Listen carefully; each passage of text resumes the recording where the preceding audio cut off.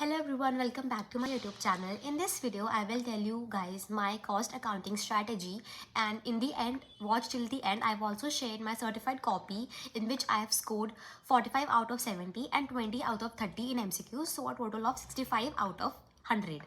So first of all, I will tell you guys कि मैंने किन से क्लासेस ली थी, the faculty that I followed for my cost accounting. So मैंने क्लासेस ली थी पुरुषोत्तम अग्रवाल सर से. उनके कॉन्सेप्ट क्लैरिटी बहुत अच्छी थी. Like he properly explained how कहाँ से फॉर्मूला आया है, कैसे डिराइव हुआ है वो फॉर्मूला, एंड उसकी लर्निंग टेक्निक्स, क्योंकि हम कॉस्टिंग में बहुत सारे फॉर्मूला हो जाते हैं specially in standard costing chapter. So he made box approach like कि उसके लाइक स्टैंडर्ड कॉस्टिंग के सारे फॉर्मूले केवल 8 बॉक्सेस में सम अप हो जाते हैं. So for my classes part I followed Purushottam Agrawal sir lectures, and for revision like मैंने सिलेबस ख़त्म कर लिया था in 2 months. Like syllabus which means classes ख़त्म कर ली थी 2 महीने में. उसके बाद 1 महीने में I did the revision, and revision के लिए सबसे पहले जो उन पुरुषोत्तम अग्रवाल सर के मैंने नोट्स बनाए थे उसमें से मैंने सारे कॉन्सेप्ट एक बार रिवाइज कर लिए थे, एंड उसके बाद आई प्रैक्टिस्ड फ्रॉम हिज बुक जिसमें क्वेश्चंस थे. एंड ऑल्सो मैंने यूट्यूब पे भी जो नितिन गुरु सर के रिवीजन लेक्चर्स चल रखे हैं मैंने वो भी फॉलो किए थे, बिकॉज मेरे को मैंने उनसे FM की क्लासेस ली थी, तो I was quite very familiar with his जैसे वो पढ़ाते हैं, जिस तरीके से वो समझाते हैं हर एक concept. That's why I refer to his revision videos, and for classes I followed Purushottam Agrawal sir's lectures. And practice मैंने कहाँ से की थी? First from the questioner book जो पुरुषोत्तम अग्रवाल सर की थी, and for the rest practice question for MCQs I practice from model test paper जो ICAI के वेबसाइट पर डल रखे होते हैं, and the MTPs and the RTPs. And yes guys, since मैंने ऑनलाइन क्लासेस ली थी तो टेस्ट मैंने कैसे दिए थे, like because test are very important in CA inter और एनी अदर एग्जाम्स, क्योंकि उससे आपको पता चलता है कि आपकी स्पीड कैसी है एंड आपको कितना आता है. बिकॉज हो सकता है कि आपको बहुत सारी चीज़ें आती हो, बट जब तक हम टेस्ट में नहीं लिखते हैं हम लोगों को हमारी मिस्टेक्स पता नहीं चलती है, एंड अगर हम मिस्टेक्स अपने घर पे ही कर लेंगे तो हम एग्जामिनेशन हॉल में वो मिस्टेक्स नहीं करेंगे. सो मैंने मॉडल टेस्ट पेपर्स में ही 2 या 3 मॉडल टेस्ट पेपर्स मैंने प्रॉपर पूरे सॉल्व किए थे टाइमर लगा के. उसके बाद जो बाकी मॉडल टेस्ट पेपर्स थे मैंने वो जस्ट स्कीम किए थे कि हाँ ये क्वेश्चन है, इसमें ये कॉन्सेप्ट लग रहा है, ये इस तरीके से सॉल्व होगा, क्योंकि obviously because of time constant I was not able to solve each and every question of the 8 MTPs model test papers. So I give the test घर पे टाइमर लगाकर ही, and I also give myself 15 minutes reading time, because 15 minutes reading time is very important to जज कि आपको कौन सा question attempt करना है, कौन सा क्वेश्चन फर्स्ट अटैम्प्ट करना है, कौन सा क्वेश्चन छोड़ना है. तो this is for my strategy जो मैंने फॉलो की थी अपना सिलेबस पूरा करने में, and the revision part also. And if you guys ask me कि मैंने पूरा सिलेबस कवर किया था क्या to give my cost accounting paper, so yes guys मैंने 100% सिलेबस कवर किया था. ऑल्दो मैं एग्जाम में पूरा पेपर नहीं अटैम्प्ट कर पाई थी, but I attempted 85 to 90 marks paper. That's why I was able to score 65, क्योंकि अगर आप अटैम्प्ट ही 60-70 का करेंगे then obviously you will score 40 or 50 के बीच में. So try to attempt at least more marks paper so that you can score good marks, because costing and accounts, if you are giving both the groups, then costing and accounts are the only paper जो आपका aggregate बना सकता है, क्योंकि these 2 subjects are very scoring as compared to law or audit, because ये theory subjects है, and इसमें marks और चेकिंग कैसे होगी वो हमको नहीं पता होता है. So try to gain as many marks as you can in the practical subjects. And in revision time obviously I was not able to solve each and every question of the questionnaire.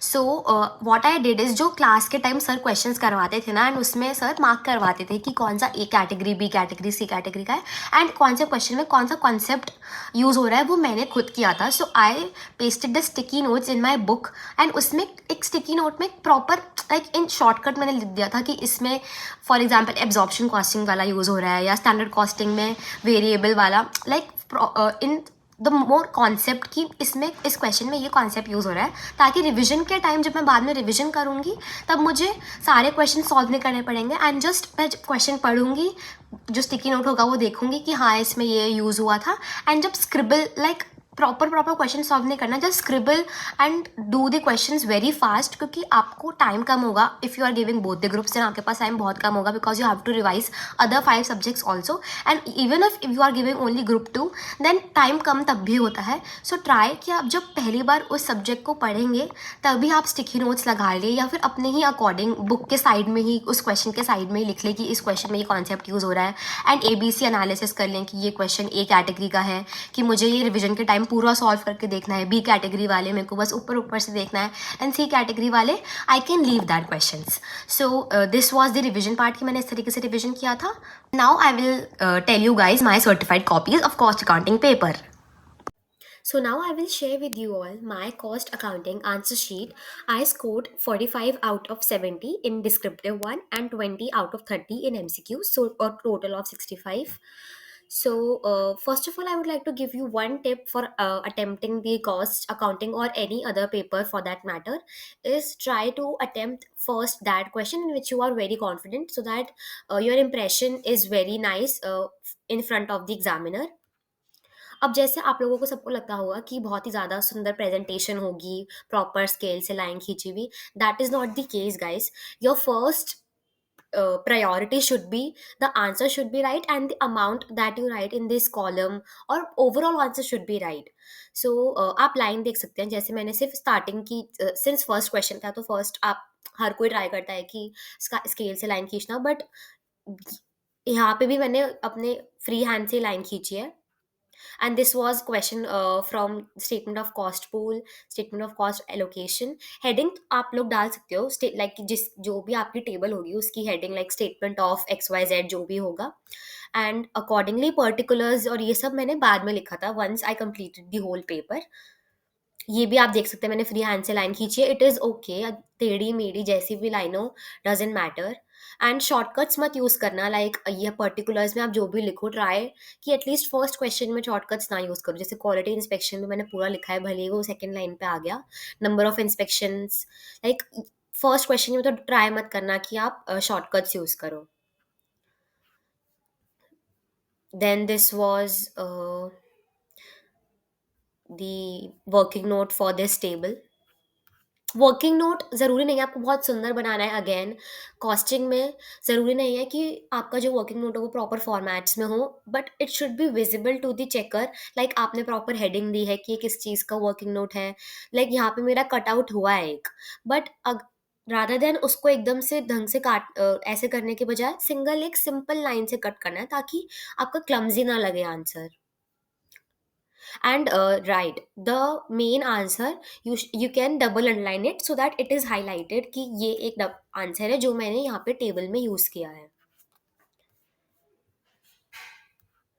Next is question 3B, and once yeah, this one is also very important that आप सब parts जो है ना वो series में attempt करना. Like ऊपर मैंने थर्ड ए अटेम्प्ट किया था तो उसके बाद 3B, आप पहले 3B भी अटेम्प्ट कर सकते हो, but you know the sub parts should be in order. Like 3B के बाद 3A ही आए, ना कि 4A आ जाए.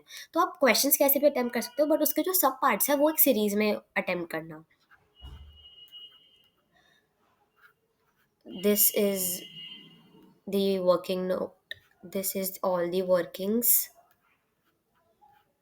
अब जैसे ज़रूरी नहीं है कि आपके टीचर ने आपको ऐसे ही सॉल्व करना सिखाया होगा. कॉस्टिंग में सबकी प्रेजेंटेशन अलग होती है, और एंड इट इज़ ओके. कोई पर्टिकुलर प्रेजेंटेशन नहीं है कि आपको आंसर ऐसे ही प्रेजेंट करना है. जस्ट बहुत खुला खुला और प्रॉपर समझ आना चाहिए जो भी आपने लिखा है, प्रॉपर स्पेसिंग के साथ. अब जैसे जो भी आपका नेक्स्ट आप कुछ सॉल्व कर रहे हो तो उसके बीच में एक एक लाइन छोड़ देना ताकि वो पता चले कि आपने अब नेक्स्ट स्टेप किया है. एंड जो भी आप फॉर्मूला लिखो, जो भी आपको सॉल्व करना है उससे पहले एक फॉर्मूला लिख देना है लाइक दिस, एंड उसके बाद नीचे चालू करना.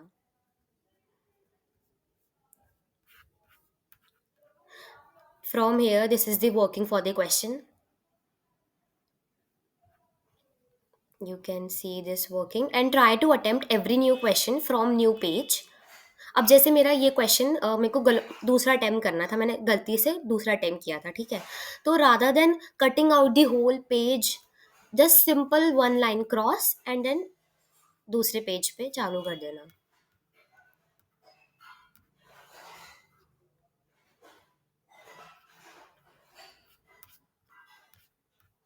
अब अब जैसे मैंने क्या किया था, जैसे क्वेश्चन 2A है, ठीक है? ये कॉस्ट शीट यहाँ पे है, बट मेरे हिसाब से मैंने गलत बना दी थी। सो मैंने यहाँ पे कट किया एंड मुझे कब रियलाइज़ हुआ कि मैंने गलत बनाई थी, जब तक मैं ये वर्किंग नोट्स कर चुकी थी। तो वर्किंग नोट रहने देना, नेक्स्ट पेज पे कॉस्ट शीट बाद में बना देना। तो ऐसा नहीं है कि आपको पहले फेयर आंसर करना है, उसके बाद ही वर्किंग नोट बनाना है। आप लोग पहले वर्किंग नोट भी बना सकते हो, उसके बाद भी फेयर आंसर कर सकते हो। इट इज़ ओके, इस पे मार्क्स नहीं कटते हैं।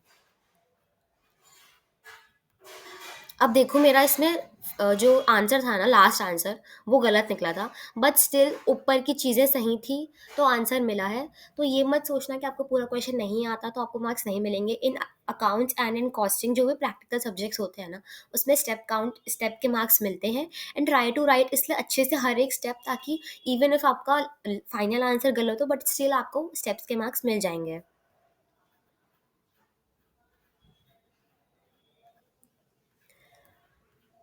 Now this was to be, ये मुझे क्वेश्चन नहीं आता था, तो एटलीस्ट मैंने फॉर्मूला लिख दिया था कि फॉर्मूले के अगर मार्क्स मिल जाए, बट मुझे नहीं मिला है उसके मार्क्स फॉर्मूले के भी। ये मैंने पेज छोड़ा था कि मैं बाद में आकर इस क्वेश्चन को थोड़ा अटेम्प्ट करने का ट्राई करूंगी, बट अटेम्प्ट नहीं हो पाया था। तो you can leave the page, like इसमें भी कोई प्रॉब्लम नहीं है। तो आप लोग देख सकते हो कि मैंने भी फिर then I attempted 4th A। So my target was कि मैं फर्स्ट 1.5 आवर्स में अपने 3 क्वेश्चंस कंप्लीट कर लूँ। उसके बाद I jump on to the MCQs मैंने फर्स्ट नहीं किए थे, क्योंकि जब आप पहले फ्रेश माइंड से जाते हो ना, तो try to attempt questions first, descriptive questions first.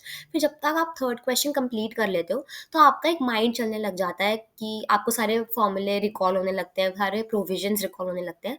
उसके बाद 1.5 आवर्स के बाद यू गो फॉर एमसीक्यू, और एमसीक्यू के 30 minutes are more than enough. तो आपके 2 घंटे ऐसे खत्म हो गए। उसके बाद लास्ट के 1 आवर में now you attempt the rest 2 descriptive questions. तो इस तरीके से आप लोगों का 100 मार्क्स अटेम्प्ट भी हो पाएगा। एंड एमसीक्यू में भी गाइस, अगर आपको फॉर एग्जाम्पल कोई क्वेश्चन नहीं आ रहा है, देखो नेगेटिव मार्किंग तो है नहीं, तो बाद का वेट मत करना कि मैं एमसीक्यू छोड़ देता हूँ, मैं बाद में आकर कर लूंगा, क्योंकि टाइम नहीं बचता है बाद में। जो भी आपको परफेक्ट आंसर लग रहा है अपने हिसाब से, छोड़ना मत। एटलीस्ट कुछ भी गोला करके आ जाना, लाइक कुछ भी करके आ जाना। यू नेवर नो कि आपका जो तुक्का है वो सही भी हो जाए। आई एम नॉट सेइंग कि तुक्का मार के आना, बट अगर आपको नहीं आ रहा है, then it is better to do something rather than leaving. Then this question was from reconciliation statement. आप देख सकते हैं कि मैंने यहाँ पे भी लाइन स्केल से नहीं ली है, बट स्टिल यहाँ पे भी मैंने कोई भी शॉर्टकट्स नहीं यूज़ किया। I have properly written administrative overhead, overhead को OH नहीं लिखा है, एडमिनिस्ट्रेटिव को भी पूरा लिखा है, इंटरेस्ट को भी मैंने INT नहीं लिखा है, पूरा इंटरेस्ट लिखा है। तो यू कैन सी कि I tried not to write the shortcuts.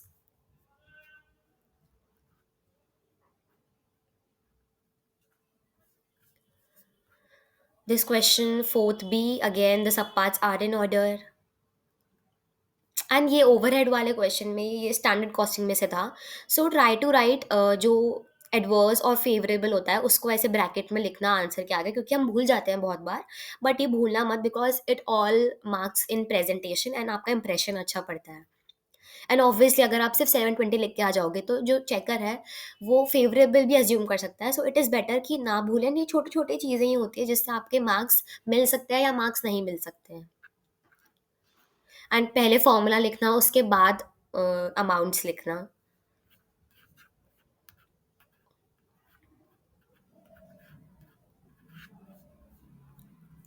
So question 1C right. So I did not attempt question 1 पहले ही, बिकॉज क्वेश्चन 1 थोड़ा ट्रिकी आता है, आई गेस हर अटेम्प्ट में ही। तो मुझे मेरे टीचर ने भी कहा था कि like don't attempt first question, क्योंकि उसमें फिर आपका ना, जो आपको मोटिवेशन होती है वो खत्म हो जाती है। फॉर एग्जाम्पल जो मेरे फर्स्ट 15 मिनट्स थे रीडिंग टाइम के, उसमें भी मैंने फर्स्ट क्वेश्चन नहीं पढ़ा था। I started with second question, और उसके बाद मैंने सबसे पहले 15 मिनट्स में ये देखा था कि मुझे सबसे पहला क्वेश्चन कौन सा अटेम्प्ट करना है।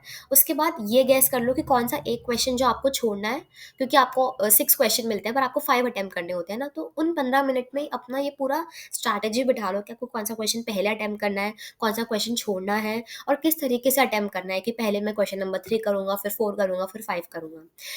अच्छे से 15 मिनट को यूटिलाइज करना। 15 मिनट में ये मत देखने बैठ जाना कि क्वेश्चन 1 पढ़ रहे हैं और प्रॉपर कैसे सॉल्व हो रहा है सब सोच रहे हैं। First of all use 15 minutes to differentiate कि मुझे कौन से क्वेश्चंस करने हैं, कौन से नहीं करने हैं.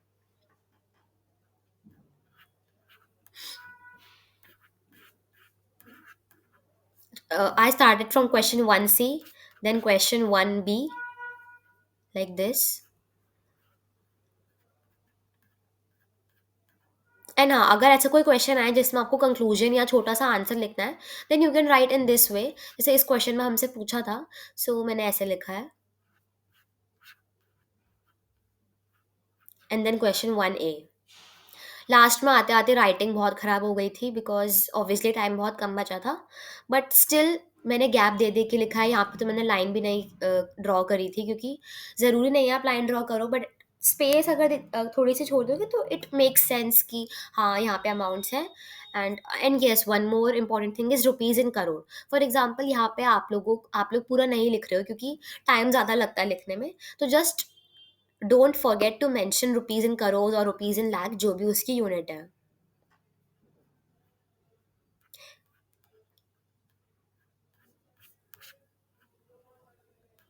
This was a theory question.